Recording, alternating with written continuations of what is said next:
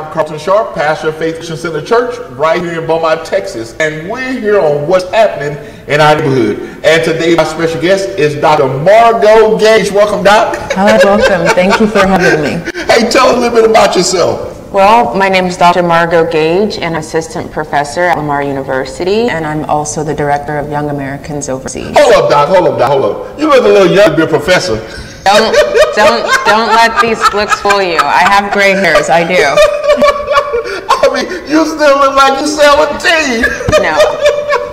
Don't tell your age. No, I won't. I never do. Hey, so tell us a little bit about yourself. Again. Okay. What's your connections with the area? Okay.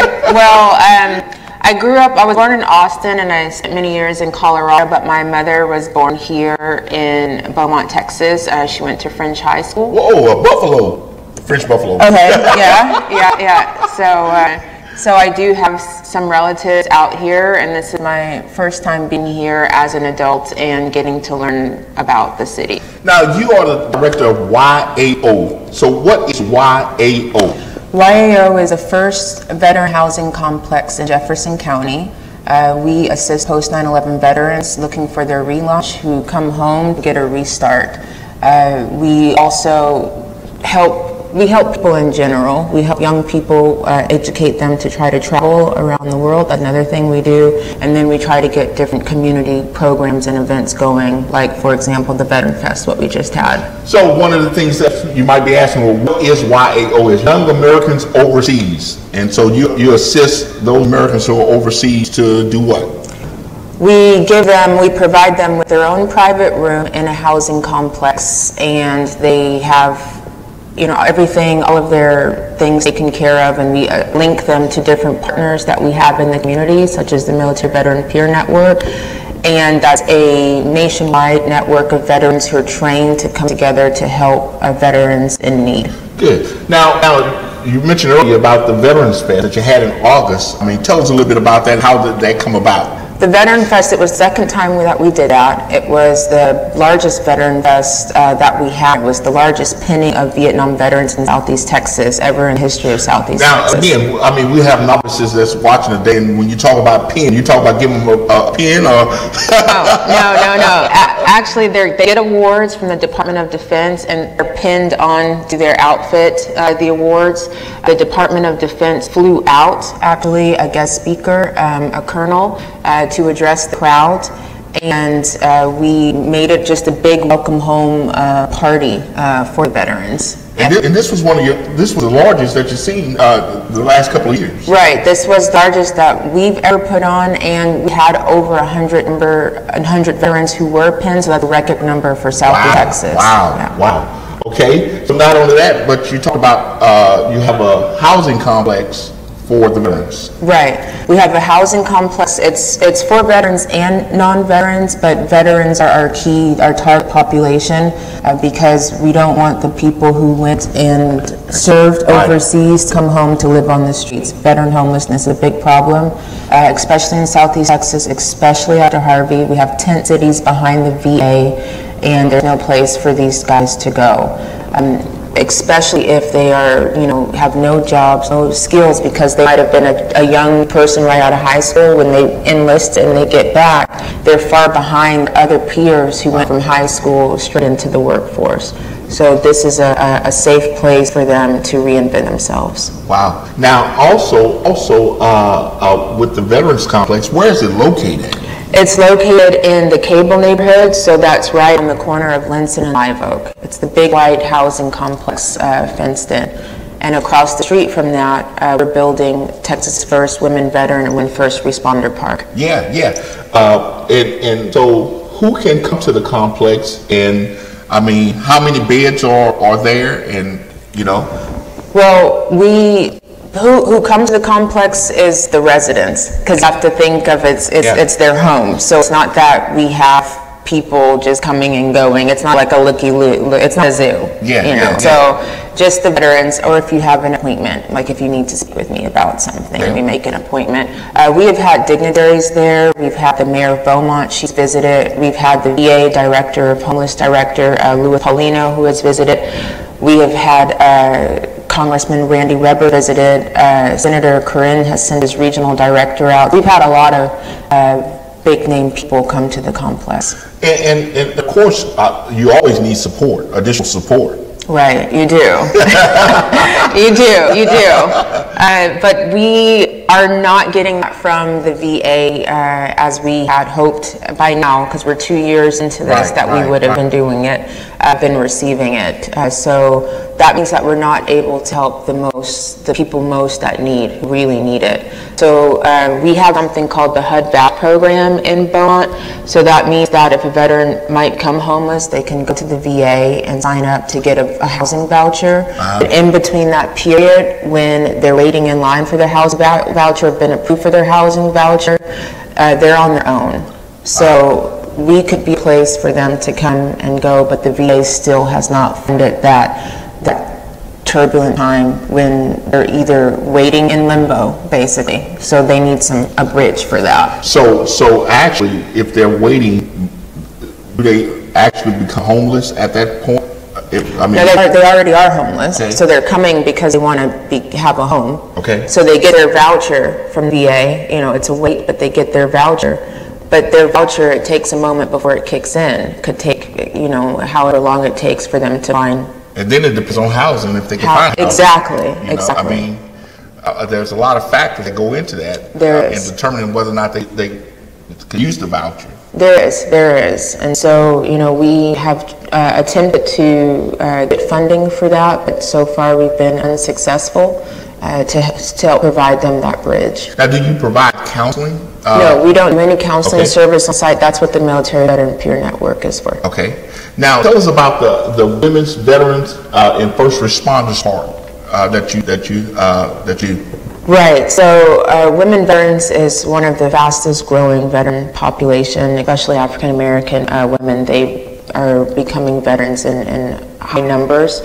And a lot of people don't realize that a veteran and a first responder can look like their mom. So we don't connect a woman to uniform as often. And so that park is meant to raise awareness about the women who go out and serve. In the state of Texas, you don't have one that's 100% dedicated to women. You do have one in DC.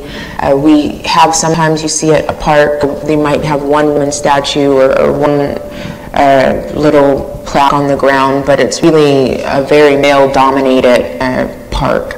So we're trying to highlight some of the women who've done great things. We have already we have notable women. We have some of our own homegrown women, like Zena Stevens, who's agreed to take part. When we had the groundbreaking, she was there. She passed through. You have Ann Huff, first female fire chief of Beaumont. She's already agreed to take part. Out of state, we have Senator Tammy Duckworth. She's the first female to have a baby on the Congress floor. She agreed to take part. And Brenda Bergman, she's the first woman to receive the White House Fellowship Award. She served at Ground Zero. She's also agreed to take part. Now, when you say take part, what do you mean by that? So have their name recognized in the park, to help, to be a part of the park, to show others that it's needed.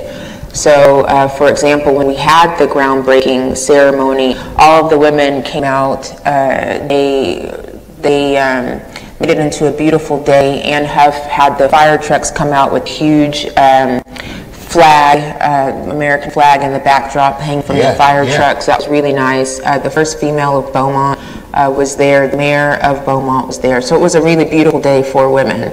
So you just have to imagine that you have all of these women who want others to know that, hey, we're here too. Especially in the Marines, that the last thing you think is that you have a win Marines, but we do. And right here in Beaumont. That would be the last armed forces services that I believe that women would go to. As a Marine. Right. So they're not just your cooks. They're out there saving lives right alongside the men. And so that's what this park, it's very unique to the state of Texas and also to our region. Is what this park aims to do. Now, veterans are very personal to you because, your family background. So tell us a little bit about that. Right. My father was an Air Force veteran. I have a number of aunts and uncles who were Vietnam veterans. And my aunt was recognized at the Veteran Fest. Actually, wow. she did via FaceTime because she lives far away. Technology. So she was there. And my husband is a Dutch Air Force veteran, so I've never served in the military, but this is my way to contribute to the military. Now, when I spoke to you before, you said you were talking about how this is your service because your father actually went into the military. Tell us a little bit about that, because you made a statement before. Right. I said that my father said he served so that I don't have to. He would always say that to me. So I went to university, and that's what I did. That's powerful. Yeah. And we have so many veterans out there today who may be watching today. They actually serve so that we don't have to serve, you know? Because, hey, listen, I salute all of you who serve. I mean, we couldn't have the freedoms we have now if it wasn't for men and women who went to the service to give this right that we have. Right, and we don't think about that oftentimes because we're going about our daily lives and we're buying, shopping, and buying at Starbucks and whatever. But it's absolutely true, and that's what we're hoping, that we can raise awareness about the situation with the housing complex. We're hoping that the VA, they do endorse the facility. Yeah.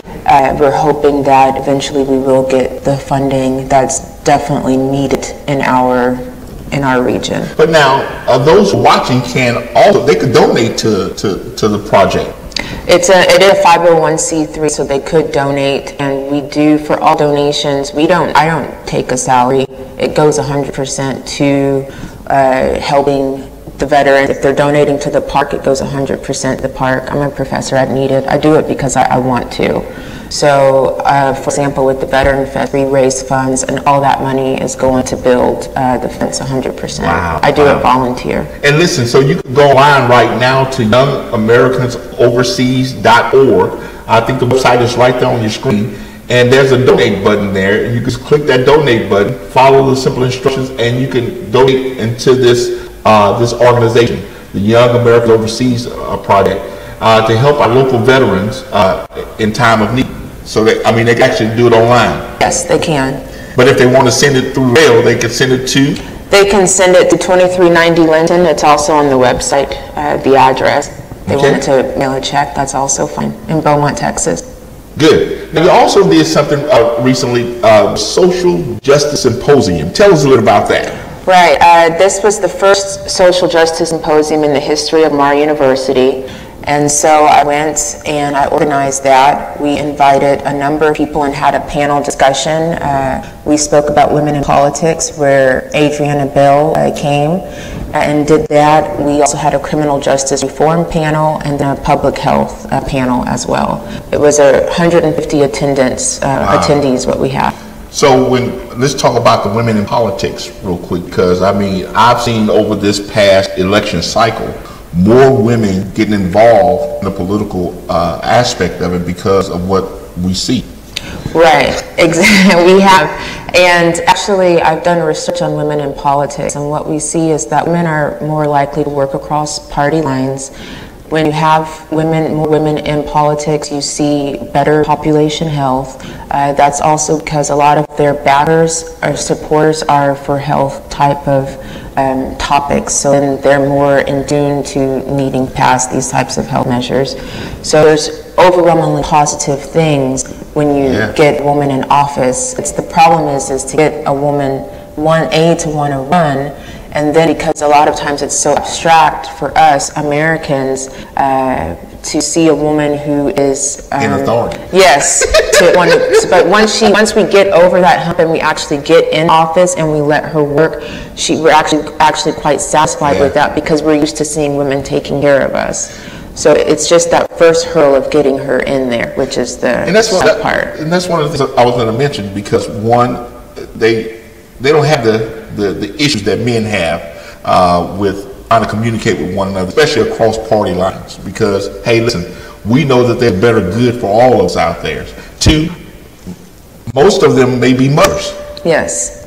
So of course, that nurturing part of it comes into, but also they're great leaders. Right, we are. Yes, we are. So we'll see what happens in the coming time, but I think that you say we have seen an increase in the number of women running for office, and I hope that that continues. We've also seen an increase in the number of veterans running for office. That's true. Yeah. And so I think that this is all good for American society to help advance us, to start getting a diverse type of person at the table. Because when you're making decisions about, all of America, you want it to reflect all of us. That's the truth. And listen, let's just throw a pin in here. If you haven't voted, go and vote, because your vote matters. It's so important that you get out and vote. I am pushing folk to go and vote because it's so important. I mean, because some people sit back and think that, well, it really doesn't matter who gets in office because they all get. Yeah, it does matter that your voice is heard, and it's not just about go vote for the president. It's also with these other small positions, like who's your judge, because those things matter whenever, with criminal justice, who's on city council, those things matter.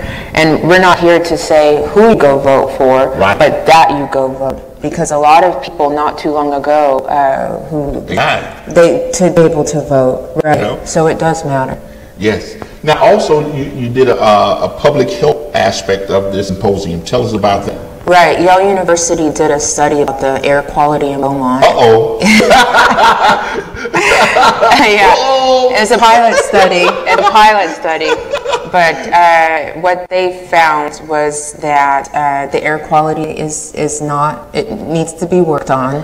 Whoa. So, but it's a pilot study, so we need to look at, we need to, go take a better look at the results. But they also did find a higher rate of COPD in Vermont. So Lamar is going to take a better look to see what's going on together with Yale with the air quality here. So how long did they, how much time did they put in for this study?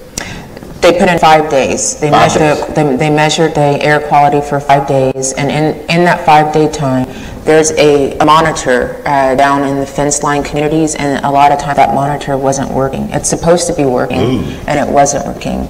So we need to investigate, why is this monitor not working?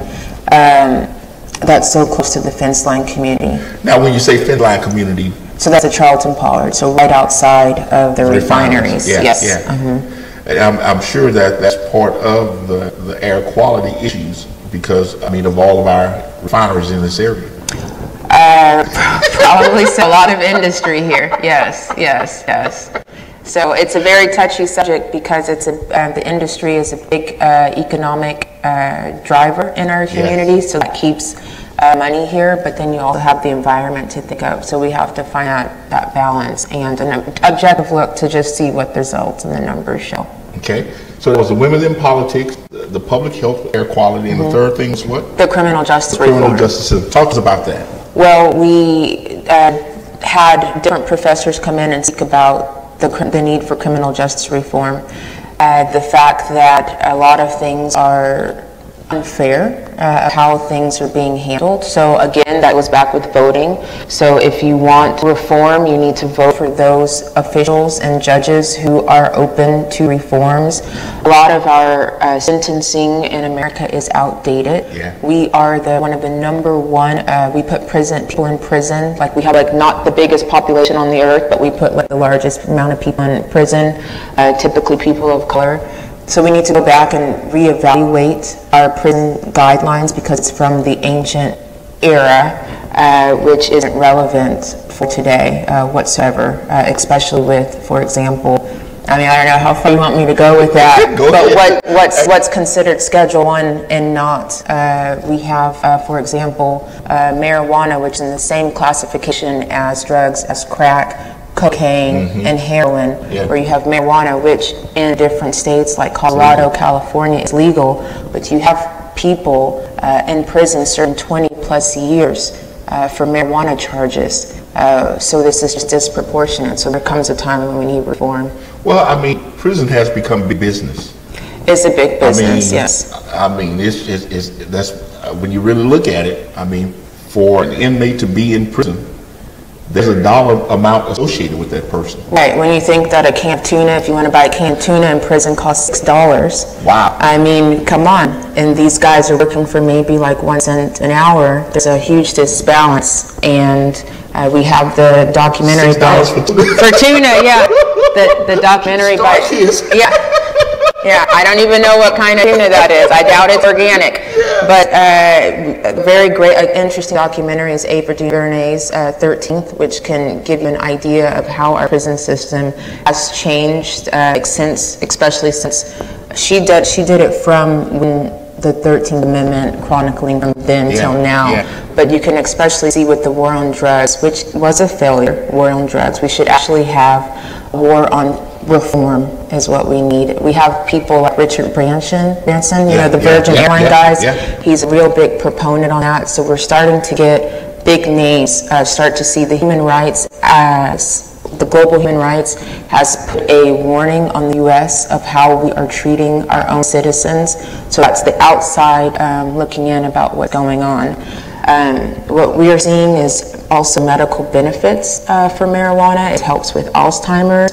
It helps with a number for AIDS patients. It helps with cancer patients. So you're seeing a number of things because actually we have something called the endocannabinoid system, which is naturally in our body, endocannabinoids. That's why it works for us. So how can you outlaw something in such a harsh penalty of why? And if you look at the history of why it was outlawed, alcohol prohibition stopped, they needed something new. As a man called Henry Allenser took a special, he went specially after the marijuana users because why? Mexicans were bringing it in, and it was an immigration problem, and they were bringing that in, and so that's why they wanted to stop. But when you look at even our Constitution, it was grown on what plant? Do you know? No. The hemp plant. It was from presidents grew hemp. I was going to say, well, I did smoke a little bit of it, but but seriously, presidents grew hemp. It was a big cash crop producer, hemp. But it was textiles, big, and we used it as paper back then. Wow. So we had this entire shift across America. So it's time for that to be over. Now I think you did a symposium on this, right? On this topic, or you had something that I think it's on the news. I teach a class. Yeah, you teach. Okay, we're not gonna go into all the details today on this show, but you do teach a class on it. I teach a class on it, yes. Okay. And a lot of people don't know. Louisiana State University has a grow center. The University of Mississippi has a grow center and had for many, many years. They were the only ones to be allowed to grow it. I think they started back in the 80s. Louisiana just got theirs. We have grow center out in Texas, so even here we have it. Yes. So when you have these grow centers and the universities doing, how can you then say to these people behind bars for all these years that that's okay and nobody's doing anything about it? But we do have in California where they're a model state where they are trying to champion. They're starting to reverse those sentences and expunge the records of people who got in trouble for marijuana because it's very double. Well, again, I go back to the thought I had earlier about big business. It's big business. You know, it really is. It really is big business. So, Doc, are you planning on doing any of these activities against Veterans Fest next year? I mean, is that in the planning process right now? Well, everything is too early to tell. You know, I'm a very busy person, but, you know, we'll see how it's going. But I definitely, with the Social Justice Symposium, I definitely would like to keep that going. With the Veteran Fest, I beat, like, it was a record number in the history of Southeast Texas. So how do you top that? So that's something I have to consider. She can top it again. Look, there's more than 100 veterans in that area, I'm sure. Yeah. So I just have to consider those things. But it was a beautiful day, and everything was free. And it was free because of businesses in the community who helped to contribute to make it a beautiful day for those veterans. So that's nice. And the Women's Veterans First Responders Park? That's going to be opening very soon. We have already Willie Nelson's granddaughter who's agreed to come perform when we do the grand opening of that park. So it first starts with getting a fence, and so we need to keep collecting the funds to get the right kind of fence. Again, she needs a fence. You go on her website, youngamericansoverseas.org, and there's a donate button right there on her screen, and you just click that donate button and give toward fence. The fence fund, yes. The fence fund. It's on there, fence fund. Fence fund. Yeah. And then also, what about volunteers? You need volunteers. Somebody, if they know how to build a fence, you know, if they want to come out and help once we get those funds, or if they have other qualities, you know, just let me know. You know, we can either work. We're just let us know. Well, here's an idea. Those of you who are watching today, you might have a fence company, and you want to support our veterans. Here's a way to support our veterans. Why don't you donate, build a fence at the complex? Why not? That's a great idea. That's a great idea. And everybody who makes a donation and every company who works with us, they're going to be put on the sign that's a permanent fixture in the park. So they're going to be recognized in that way. Okay. Well, I want to thank Dr. Gage for coming today to share with us all of this great information about Young Americans Overseas, the Veterans Fest, the park, the Women's Veterans and First Responders Park.